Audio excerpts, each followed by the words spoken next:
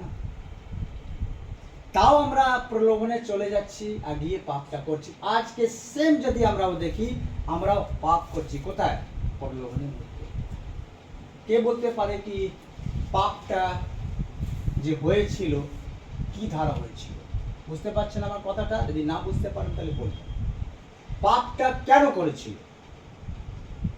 খাওয়ার লোভ। আজকেও যদি পাপ হচ্ছে তো লোভে পাপ হচ্ছে না দাদা দিদি? আজকেও যদি আমরা কোনো পাপ করছি তার কারণটা কি? লোভ। আমার বেশি পয়সা লাগবে, আমার ভালো বাড়ি লাগবে, আমার গাড়ি লাগবে। এটা কি হচ্ছে? লোভ। আর মতিতে প্রভু যিশু কি বলছেন কি এই সব জিনিসে যেন তুমি অন্বেষণ করো না। আমি তোমাকে দেব। আমি জানি তোমার খাবার লাগে, তোমার গাড়ি ভাড়া লাগে, তোমার ঘর লাগে, তোমার সব কিছু লাগবে, আমি দেব। তুমি আমাকে অন্বেষণ করো, তুমি আমার দিকে চাও, বিশ্বাস করো কি আমি তোমার জন্য ক্রুশে বলি হয়েছি। তুমি আগে স্বীকার তো করো, অঙ্গীকার করো, তারপরে দেখো আমি তোমাকে দিচ্ছি কি দিচ্ছি না। তো সেই অবদ্ধতা তখনও ছিল, আর ওই অবদ্ধতা এখনো আছে। তাহলে আজকে আমরা কেন বলি কি আমার শরীর খারাপ? কিছু মাইন্ড করবেন না, জাস্ট আপনাকে আমি বোঝাচ্ছি। যদি ঈশ্বরের বাক্যের মধ্যে যদি আমরা চলি তাহলে আমরা কোনোদিন রোগী হব না। Amen amen. কোনোদিন রোগী হব না। কেন? রোগ আপনার আমার নয়। হালেলুয়া। আজকে থেকে 2000 সাল আগে প্রভু যিশু যখন ক্রুশে বলি হয়েছিলেন, বলিটা কেন হয়েছিলেন? আমার রোগ সকলকে নিয়েছিলেন, তাই না? আমার রোগটাকে নিয়ে নিয়েছিলেন। আর কি করেছিলেন? মানে যে পাপটা আমরা করেছিলাম সে পাপটাকে নিজে ক্রুশের উপরে নিয়ে আর বলি হয়েছিল। হালেলুয়া। হালেলুয়া। গৌরব হোক। Thank you Jesus. তাহলে আজকে যদি আমরা ঈশ্বরের রবটাকে যদি শুনি তাহলে ঈশ্বর উত্তর দেবেন না? ইয়েস, দেবেন তো? দেবেন। বলুন হ্যাঁ না, কিছু তো আপনারা বলুন। না বলে আমি তো ভয় পেয়ে যাচ্ছি, আমি ভুলভাল বলছি নাকি? তাহলে আপনারা একটা আমাকে সাহস দিন কি হ্যাঁ হ্যাঁ। তাহলে আজকে যদি আমরা ঈশ্বরের রবটাকে না শুনি তা আপনাকে আর আমাকে কে ধরবে? শয়তান ধরবে। ইয়েস। ঈশ্বর বাক্যে কি বলছে? তুমি আমার বদ্ধতার মধ্যে ছিল। Amen amen. আর আমরা কি করছি?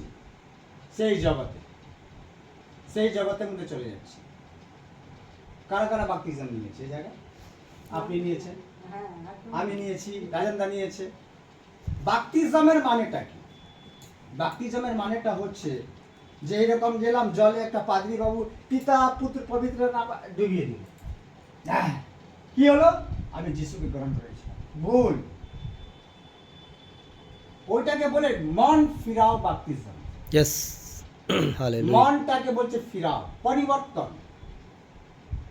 তাহলে যে জলে ওই জায়গা গিয়ে এরকম যে হ্যাঁ আমি যিশুকে গ্রহণ করলাম, এর মানেটা কি? কি প্রভু যিশুর সঙ্গে তখনই আমিও মারা গেলাম, আর যখন উঠলাম তাহলে আমার মনটা পরিবর্তন, নতুন জীবন পেলাম। নতুন জীবন। নতুন জীবনটা পেলাম যে আমি কি আপনার আমার অতীতকে টেনে নিয়ে আসবো না। আমার অতীত চলে গেল নিচে, এইবার যে উঠলো সে হলো নতুন। পুরোনো জিনিসটাকে আমি কি করলাম? ত্যাগ করে দিলাম। আমি ঝগড়া শান্তি করব না, আমি গালাগালি দেব না, লোককে ঠকাবো না, তাই না? ভুল বলছি নাকি? তাই আমরা কি করবো? নতুন জীবন যে বলছে নতুন জন্ম, তার নতুন জন্ম কি আবার আমি মায়ের গর্ভে যাবো নাকি? না। আমরা কি এখন মায়ের গর্ভে যাব? না। নতুন জন্ম হতে যে আমি যা যা কাজ আগে করতাম এখন আমি কি করলাম? আজকে থেকে একটা চিহ্ন, সিম্বল কি আমি প্রভু যিশুর সঙ্গে মারা গেছি, আর যখনই উঠলাম আমি কি হলাম? নতুন হয়ে উঠলাম, আর আমি পাপ করব না। হালেলুয়া। ওটা কি বলে? মন পরিবর্তন। এই জায়গা তো জাতি ধর্মের ব্যাপার নেই। আপনাকে একটা সিম্বল, চিহ্ন দেওয়া হলো, ভয় ঈশ্বরের বাধ্যতার মধ্যে। ঈশ্বর আজকে থেকে আমি কোনো পাপ করব না। আসুক সমস্যা, চাকরি চলে যাবে, চলে যাক। যে ঈশ্বর আপনাকে বানিয়েছে, পাঠিয়েছে, সেই আপনাকে সব পূর্ণ করবে। হালেলুয়া। আমেন। আজকে যদি আপনার সন্তান যদি থাকে ওই সন্তান যখনই জন্ম নেয় তার আগে আপনি চিন্তা করেন না ছেলে হলে এই করতে হবে, মেয়ে হলে এই করতে হবে, তাই না? তা আপনার স্বর্গীয় পিতা ওই বাচ্চাটাকে পাঠানোর আগে ওর খাবার ব্যবস্থা করেছেন মায়ের দুধ, আমেন। তাই না? ঈশ্বর জানেন এই সন্তান যখন পৃথিবীতে যাবে কি খাবে তার আগে উনি তৈরি করে রেখে দিয়েছে। বাচ্চা আসে দুধটা খায়। তাহলে আমার পিতা কত ভালোবাসে আমাদের, আর তাও আমরা কি করি, কথা শুনি না, তাই না দাদা? কিছু বুঝতে পারছি আমরা? তাহলে আজকে যদি ঈশ্বরের বদ্ধতার মধ্যে যদি আমরা চলি তাহলে ঈশ্বরের মহিমা নিশ্চয়ই